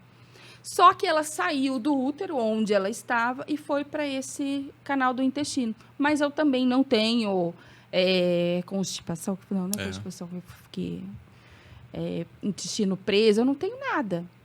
E eu não sei o que ela está fazendo aqui. Mas eu acredito que ela não tem cura, e ela pode ir para qualquer lugar do organismo, ela pode ir para o pulmão, por exemplo.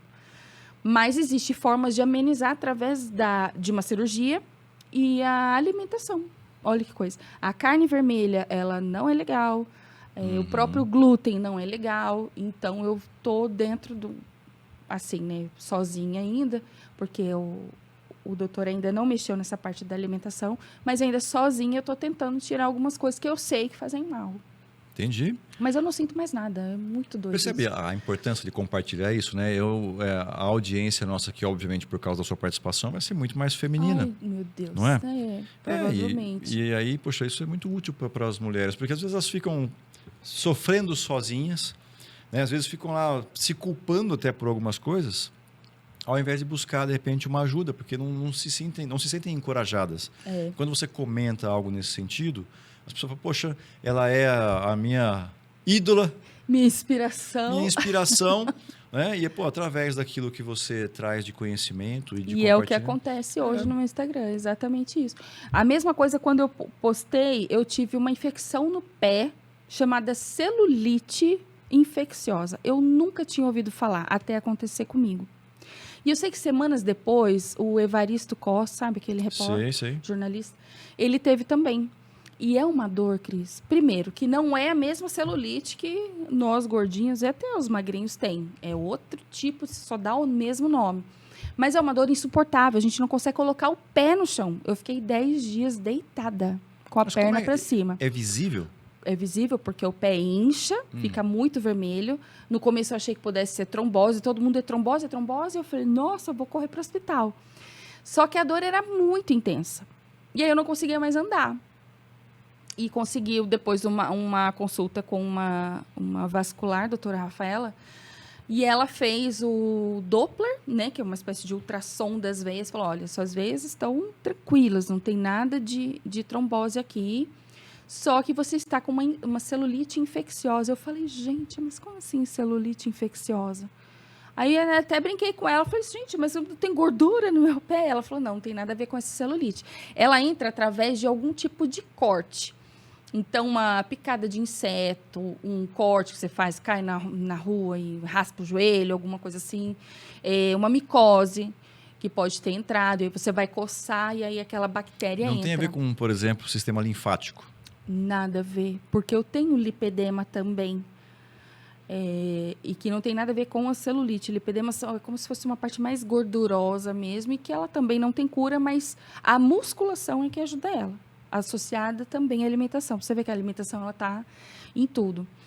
E aí essa celulite eu tive que tomar antibiótico. Ainda tem um tiquinho aqui. Eu tive que tomar antibiótico, tive que tomar anti-inflamatório, corticoide. Aí enchei horrores. O corticoide é complicado, né? Eu tive que tomar 5 dias de corticoide. E foi difícil, mas era assim, quando eu postei, menina, eu fiquei horrorizada da quantidade de pessoas que tinham tido essa experiência, pessoas que nunca ouviram falar e pessoas que perderam parentes por isso. Por quê? Porque se você não cuida, essa infecção entra na corrente sanguínea e não tem o que fazer. É morte. Você sabe que... E eu não tinha ideia do risco disso, né? risco, não. Tem uma coisa que as pessoas normalmente não ouviram falar, que é assim, quando a gente fica estressado, a gente produz um hormônio, né, ou um neurotransmissor chamado cortisol. Isso. Certo? Ele tem um limite dele que é bom, que traz energia pra gente, te ajuda, né, a ser mais agressivo, mas até um limite é bom. Acima daquilo causa problemas para a saúde da gente. Olha só como é que funciona de maneira simples o entendimento. Quando você leva uma picada de algum bicho, uma abelha, o que acontece onde levou a picada? Fica vermelho. Fica vermelho. O que é aquilo em volta do ferrão da abelha? É o nosso corpo produzindo uma defesa. O sistema imunológico, Isso. então, está tentando se livrar Isso. daquele ferrão. Isso. Certo? Aí você vai e passa uma pomada à base de quê? De corticoide. Para quê? Para que o sistema imunológico ali deixe de atuar, né? Então, ele diminui para a irritação. Então, quando eu faço isso, por quê? Você tem consciência de que aquilo não vai te matar, então eu posso passar lá ali um corticoide, né? Para diminuir esse processo... Há controvérsias, hein, Cris? Que eu fui picado por uma abelha e eu não sabia que eu tinha se você alergia. é alérgica, é diferente, né? Eu não sabia, eu quase morri. Sim. E o médico falou assim, fique feliz que foi só uma abelha. Se fosse 2, você estava morta. É isso mesmo, a Eu dose fui a tempo de ambulância para o hospital, uma loucura. Eu não sabia. Então, olha só. Corticoide faz com que diminua o sistema imunológico, a imunidade. Então, quando eu tenho uma crise de estresse, eu produzo muito cortisol, eu faço com que o meu corpo diminua todo o processo imunológico, por isso que as pessoas ficam doentes. Uma carga muito longa de estresse, quando termina, né, aquela baixa, aí você pode esperar uma série de problemas, né, que vem na sequência disso. Aí tinha um livro, né, daquele documentário chamado O Segredo. O segredo fala, você tem que pensar positivo, né? Se pensa positivo, as coisas acontecem. Parte disso é por conta disso, né? Se você pensar em coisas ruins, você vai ficar doente. Sim, porque você vai produzir cortisol e vai diminuir a sua imunidade. Mas a grande maioria falta a vontade de pensar em coisas boas, a Sim. vontade de se cuidar, a vontade de se olhar. E aí isso vai virando uma bola de neve tão grande que as pessoas vão se deixando. Onde a depressão ela acaba sendo maior do que a vontade de sair dela. E aí as pessoas estão adoecendo por isso. Nossa, o que É fácil, eu né? atendo de pessoas com depressão na terapia. E é interessante isso que você comentou, porque assim, muitas pessoas, elas entendem a depressão como se fosse um patrimônio delas. Tem algumas que gostam, né? Exato. Eu Os acho que é um patrimônio. narcisistas, por exemplo, são assim. Elas têm que ficar sempre na posição de vítima para sempre alguém ficar lá. E ela se sentir amada com essa atenção. Mas se esquece dela. E não se cuida. Não se cuida. Porque sabe que, mas se eu me cuidar, se eu ficar bem, fulano não vai me dar atenção. Então eu tenho que ficar sempre ali. Mas, gente, onde é que está a mente da pessoa que não pensa no bem-estar, né?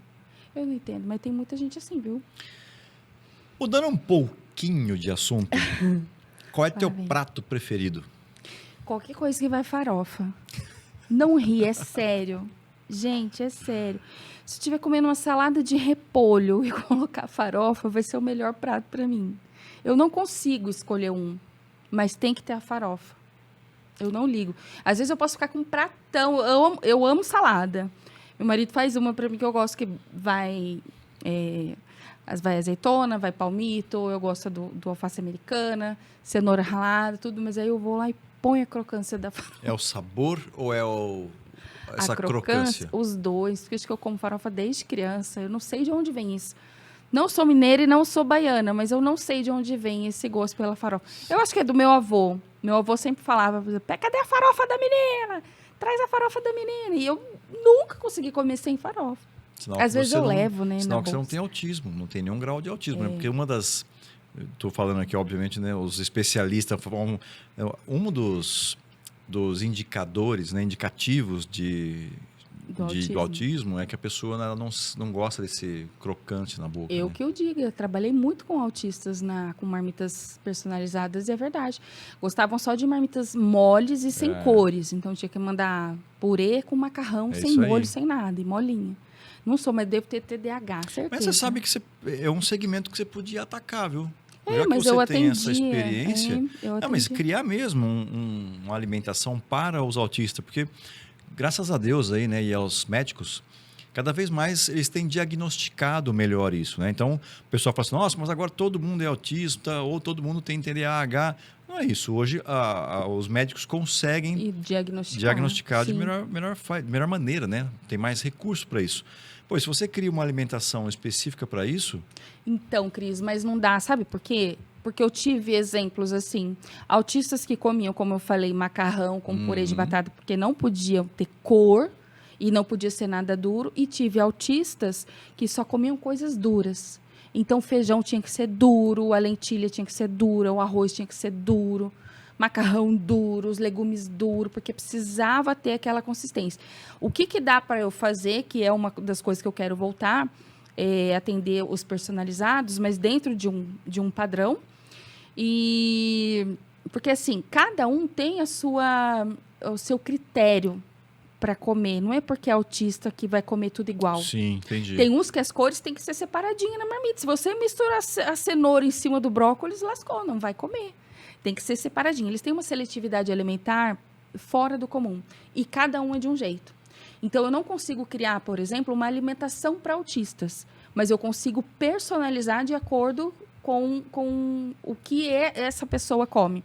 E é um conjunto de coisas, porque não é só um nutricionista que vai dizer o que esse autista pode comer. Ele tem que fazer em conjunto com um fonoaudiólogo. Você sabia disso? Não. Um fonoaudiólogo. Porque o jeito que ele vai mastigar vai influenciar na alimentação dele. Entendi. Então, era muito maluco. Por isso que eu ficava muitas madrugadas trabalhando, porque cada um era de um Mas jeito. eu penso que as mães, elas devem ter uma dificuldade com Tem isso, né? muita. Porque além a própria atenção que ela tem que dedicar, que é muito maior, né? Então, poxa, ter a possibilidade de fazer uma customização disso contigo, eu não sei. Elas eu me acho convidaram, inclusive, para participar de uma palestra. Mas aí eu não entendi. Eu falava, gente, mas que tipo de ajuda que eu posso dar? Porque a única coisa que eu faço é pegar o plano alimentar de vocês e reproduzir isso através da comida. Mas eu não consigo dizer para você, porque cada um é de um jeito. Bom, se bem que todo ser humano é único, mas assim, você imagina isso acentuado nos autistas. Que um come com molho, o outro é sem molho, um é duro, o outro é mole, um pode cor, o outro não.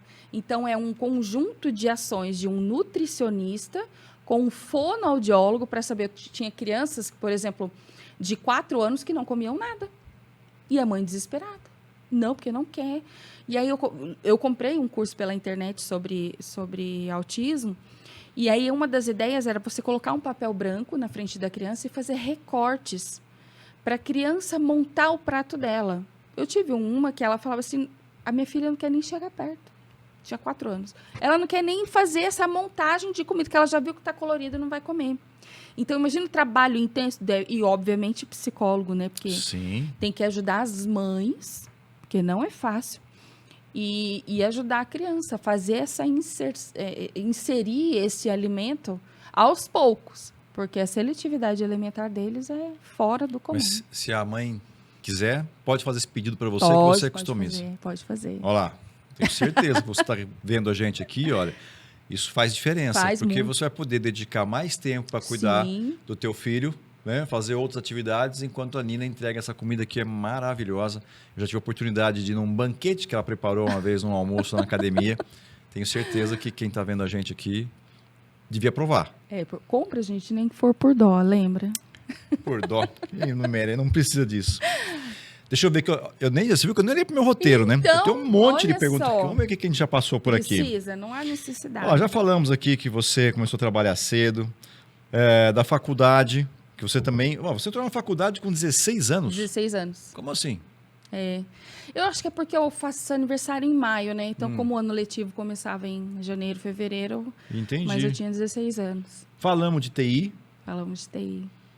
né? Falou que você viajava bastante. Viajava. Era bom, viu, Cris? Né? Mas até eu ter filho. Aí, quando eu tive filho, eu já não queria mais. Eu esperei o João Pedro fazer 1 aninho, que é meu filho mais velho. Quando ele fez 1 aninho, eu voltei a trabalhar. E aí, o primeiro projeto que eu peguei foi para a Argentina. Eu deixei meu bebê. Gente, como eu chorava. E aí, eu falava, não quero mais isso para mim, não quero. E ainda assim, continuei trabalhando por mais 7 anos. Mas era coisa que eu não queria mais. Era a única certeza que eu tinha. Não pelo trabalho em si, mas é porque, como era consultoria, cada hora eu estava num canto. E isso, para mim, não dava mais. É diferente para homens, né? Sim, sim. Mas mulheres, e aí a hora que você se torna mãe, você quer estar... Eu queria estar perto dos meus pintinhos, gente. Como é que eu ia deixar? Então, era muito difícil. Ocitocina, né? Olha os hormônios aí. Tá vendo? Foi difícil. Aí eu abandonei e falei, não quero mais. Até chegar as marmitas aí. Vamos ver o que mais aqui. Falamos dos desafios, falamos aqui também da sua jornada profissional. Até uma pergunta legal aqui. Quais foram os principais aprendizados que você gostaria, por exemplo, de compartilhar? Aprendizados? Olha, Cris, primeiro, eu acho que assim, a gente tem que estar estudando sempre. Uhum. Às vezes eu faço meus cursinhos lá, fico no celular e eu vejo. Aprendizado nunca é demais e isso é uma coisa que ninguém nunca vai tirar da gente, que é o nosso conhecimento. Então, eu sempre indico para as pessoas, estudem, vão atrás, façam testes, porque aprender nunca é demais e não é conhecimento jogado fora. Sem dúvida. É o que eu falo, podem tirar tudo de mim, mas ninguém vai tirar meu conhecimento, né? Então, um dos aprendizados é isso, estudar sempre. O outro é não desistir. Eu tinha uma amiga que ela falava assim, você parece um Midas, parece que tudo que você toca vira ouro. Eu falei, imagina, gente, é porque eu não desisto. E eu podia ter desistido diversas vezes, em diversas situações. Mas eu falava assim, eu gosto de ir sempre pelo mais difícil. A gente sempre tem 2 caminhos, o mais fácil e o mais difícil. O mais fácil é você desistir e o difícil é você se esforçar para conseguir. Então, eu sempre gostei desses desafios, porque já começou muito antes, né, na minha briga com o meu pai, e a minha ideologia de vida era ser melhor que ele. E eu sabia que eu ia enfrentar muitas dificuldades. Eu falei assim, mas eu vou enfrentar, porque eu vou ser melhor que ele. Então, eu não posso fugir de dizer que a minha vida, a minha carreira profissional se deu pela raiva que eu tinha do meu pai. Seu pai é vivo? É vivo. É uma fênix, né? Um homem com 4 AVC, 2 infartos, câncer, Covid, com tudo que você pensar que ele tem, diabetes, colesterol, não vai. É a senha dele, zerou, né? Mas ele está vivo e hoje a gente tem uma relação muito bacana. Não é, ai, meu pai, herói, minha vida, meu exemplo de homem. Não é, nunca foi. Mas a gente se respeita, a gente conversa. Hoje a gente tem um relacionamento que a gente nunca teve a vida toda. Mas superado. Está superado. Graças a Deus está superado. Mas me ensinou muito. A minha própria vivência com ele me ensinou muito. E acho que o mais importante, né, Cris, é você ter fé. Eu brinco assim, que eu vou... Em uma das vezes, inclusive, em se tratando de fé, eu estava bem no comecinho. E eu ganhei umas portas e umas janelas de uma amiga minha. Eu falei assim, não, eu compro. Ela falou, não, eu vou jogar fora. Se você quiser, não quiser, eu vou jogar fora de qualquer jeito. Eu falei, então joga lá em casa. E aí, a gente eu tinha feito um orçamento para ver quanto eu ia gastar de material de construção para subir as paredes e ajeitar essas janelas e essa porta. Que quem ia fazer era o meu pedreiro favorito, que é meu marido. E aí, eu me lembro perfeitamente que o valor deu R$467. E aí, eu liguei, encomendei, olha, a gente só pode entregar na sexta, tudo bem? Eu falei, não, tudo bem e tal. Desliguei o telefone. Meu marido olhou para mim e falou, você tá louca? Como que a gente vai pagar? Você manda vir material, R$467, a gente não tem. Eu falei, a gente não tem. Deus está fazendo tudo isso daqui, eu tenho certeza que Ele vai prover. Mas no mesmo dia, tipo, 1 hora depois, meu telefone toca. Com um pedido, perdão, era o contrário, era R$450 o material. E aí um pedido que eu recebi no mesmo dia de 467. E aí eu falei, meu Deus, olha Deus agindo. Porque eu falo para vocês, as coisas estão acontecendo. Se eu ficar para trás, as oportunidades vão passar e eu não vou deixar. Porque eu entrei nisso e eu entrei de cabeça. Mas eu tenho fé. Porque se está acontecendo, é porque é da vontade dele. Algum propósito eu tenho. Não é só vender marmitas. Tem propósitos nisso. E eu tenho histórias maravilhosas com relação à comida. Uma afetividade, entendeu? Então, não é só alimentar o seu corpo, é alimentar a alma também. Então, eu me lembro que eu fechei com o material de construção, em seguida eu recebi o pedido e ainda me sobrou R$17. E qual o aprendizado disso? O aprendizado é de não desistir mesmo, de ter fé e não desistir. Porque se as coisas estão dando certo, por que eu vou andar para trás? Aí você falou uma coisa que tem um livro, eu não vou lembrar o nome do livro agora que fala disso, mas a energia que a vingança produz. Isso está muito em mim, acho, porque... É a história que você comentou do seu pai, né? Então, esse desafio, ele gera um sentimento de vingança, né? Eu quero me vingar e mostrar que eu sou melhor. Melhor. Esse era o meu objetivo de vida. Eu quero ser melhor que ele. Ele não tem uma casa própria até hoje, por exemplo. Tá com mais de 70 anos, não tem. Eu, com 23, eu tinha 3. Que menina com 23 anos. Você vê que aquilo que de repente pode parecer negativo gera um impacto positivo. Foi. Óbvio que isso está no seu caráter, né? Porque se você não tivesse caráter, você podia ter feito coisas terríveis. Podia. Né? E como você tinha um caráter bom do DNA dele, da sua mãe, da família, isso fez com que você tivesse algo, né, diferente. Eu usei a meu favor, né, no caso. Sim. Eu podia ter feito... seguido, sei lá, para drogas, para bebida, qualquer outra coisa. E eu não, meu objetivo de vida era ser melhor. Perfeito. E eu usei isso para a vida. A seu favor. Vamos ver o que mais tem aqui. Um gole. Toma um gole. Toma um golinho. Aqui está falando sobre as redes sociais, a gente já comentou também. Também perguntando como é que você foi parar na TV, a gente já falou. Estou seguindo, parece que eu li tudo isso aqui e gravei na cabeça. Você não estudou antes? Não, tá vendo? Mas que é legal, Que conselho você daria para as pessoas que estão considerando uma transição de carreira ou empreendimento? Eu acho que primeiro você tem que, na transição, e foi um aprendizado que eu tive, é você conhecer para qual público você quer trabalhar. Porque a gente entendendo qual é o público, a gente consegue planejar o que a gente vai fazer. Então, o conselho, primeiro de todos, é entender para quem que você quer trabalhar. Descobrir qual é a persona que a gente fala. Eu, no começo, tinha um grupo que era vindo da academia, que eram os meus clientes. Mas aí eu entendi, ao longo do tempo, que esse meu público mudou. As personas mudaram. Para quem eu ia produzir, não era mais para quem queria fazer uma dieta. Era para quem não tinha tempo de cozinhar. Era para quem queria comer uma comida que fosse congelada, mas que fosse gostosa, que tivesse sabor. Então, eu tive que entender o meu público. Isso foi através de pesquisa mesmo, de preencher formulário, responda sim ou não. Porque a gente tem que pesquisar. E aí, sim, planejar todo o seu negócio para o seu público. Não adianta eu fazer, eu vou vender esse livro aqui porque está todo mundo fazendo. Eu quero trabalhar com marmitas porque a Nina faz e ela se deu bem. Espera lá, põe o pé no chão. Para quem que você quer vender? Você pode ter públicos específicos. Você pode ter públicos, por exemplo, só para os autistas. Sim. Você pode ter para os bariátricos, para os bebês. Né? Eu atendo muito bebês, crianças. Né? Mas a criança só quer a comida da tia Nina. Eu falo, graças a Deus. Né? Eu mando bilhetinhos. Posso atender pessoas que têm que seguir um plano alimentar, que têm que pesar os itens ou não. Mas o meu público eu descobri que era só comer comidinha de mãe, sabe? Entendi. Então, eu acho que esse estudo, qual é o público que você quer atingir, eu acho que é o principal. Que a gente consegue direcionar, né, nossa produção também. Alguma história de TV? Ô, Cris, qual das histórias? Quer saber? Nossa, da TV, eu faço bagunça, né, Cris? Eu levo meu microfone e quando eu tento me comportar, as pessoas falam, mas por que você está quieta hoje? O que aconteceu? Eu faço hoje criação de conteúdos para alguns clientes também. Estou assumindo aqui algumas coisinhas também de social media e Google Ads e tal. E aí eu recebi uma reclamação de uma cliente. Falou, olha, meus clientes estão reclamando que você está muito séria. Eu chego no lugar, olha, essa caneca é maravilhosa. É feita com material assim, assim.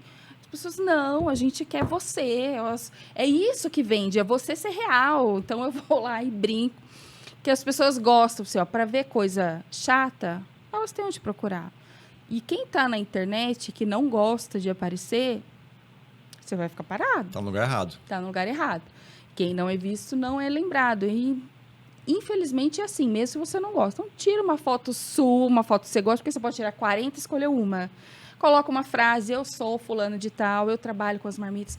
É legal as pessoas conhecerem quem que está conduzindo a alimentação delas, né? Então, eu acho que assim, aparecer é ponto principal aí. E na TV, como que eu falo assim? A marca que ficou foi o meu microfone. Eu levei a primeira vez, eu brinquei com uma colher de pau. Boa tarde, tudo bem com vocês? Aí começaram a brincar, nossa, mas que microfone? Não tem nem microfone. E aí, na semana seguinte, eu levei um desses que a gente compra baratinho na internet. Levei, aí foi uma bagunça. Aí eles vão andando pelos corredores da TV, entrevistando todo mundo, porque ela tem um som horrível. Ela tem um eco horrível. Mas eu gosto porque é horrível, entendeu? Entendi. E aí vira uma bagunça. Então, a marquinha que ficou foi o meu microfone. Muito bem. Alguma pergunta que eu não tenha feito? Cris, a gente pode fazer outros podcasts depois. Podemos, já fica convite já. Não sei. Eu acho que eu já contei bastante, assim, um pouquinho da minha história. Comecei cedo e ainda tenho muita coisa para fazer, muita coisa para aprender, porque eu acho que a gente aprende todos os dias. E acho que é isso. Se você tivesse um superpoder e recebesse, por exemplo, no teu celular, o número de telefone de todas as mulheres do mundo. E aí você tem direito a mandar uma única mensagem para elas. O que você mandaria? Para todas as mulheres do mundo, viva um dia de cada vez. De preferência o hoje, né? Lógico. Um dia de cada vez. Não adianta a gente se desesperar, porque eu não vou vender, porque eu não vou fazer, como que vai ser? É hoje. O que você pode fazer hoje? Né? A gente tem um caso de câncer na família. E eu falo assim, não deem um diagnóstico da morte, não queira dizer a sentença de morte. O que você vai fazer para mudar hoje? Porque eu posso ir antes, eu posso ter um infarto, posso morrer atropelado, posso levar um tiro. A gente não sabe, tem gente que morre dentro de casa com um tiro perdido. Então, não é uma sentença que vai dizer quanto tempo essa pessoa vai viver. Eu brinco, né? Quem tem a senha é o homem lá de cima. Então, viva o hoje. O que você pode fazer hoje? Seja feliz hoje, né? Hoje, sempre. E hoje. você sempre feliz. Sempre.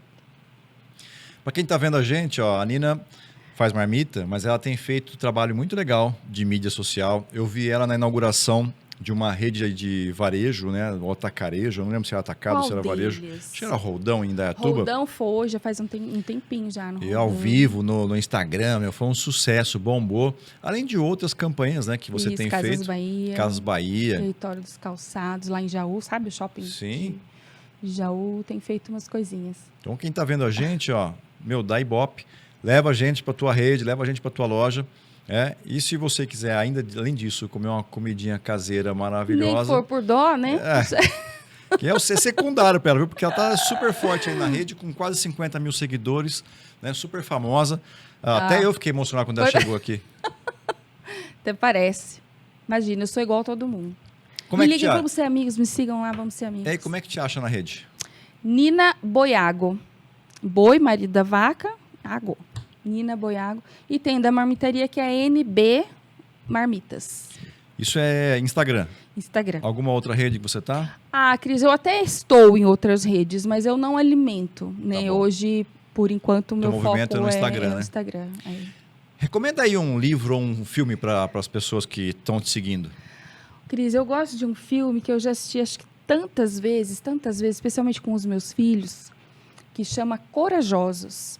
Eu gosto muito dos valores que são ensinados lá, que é o que eu tento passar para os meus filhos. Não adianta a gente ter uma carreira legal e fazer as coisas erradas por trás, né?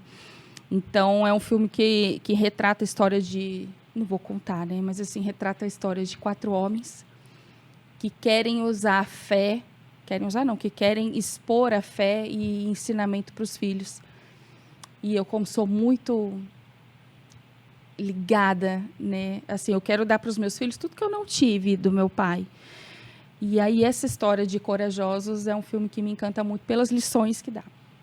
Só uma pergunta que tô totalmente fora aqui. Faça. Né, você comentou, então, dá para teus filhos tudo aquilo que o seu pai não te deu, né? O que ele te deu pelo fato de não ter te dado essas coisas? Ele me deu toda a coragem e persistência que eu tenho para conseguir as coisas que eu quero. Que foi através de toda a raiva que eu alimentei durante os 19 anos que me fez chegar onde eu cheguei. Entendi. Boa. Olha que lição de vida.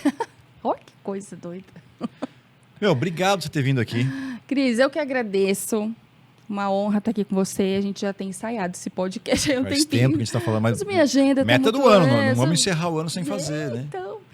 E foi uma alegria contar um pouco da minha história. Você vê que eu falei sério? Eu falo sério. E é legal as pessoas conhecerem que eu também falo sério, que eu tenho experiências que podem ser válidas para outras pessoas. Então, tenho só a te agradecer por isso.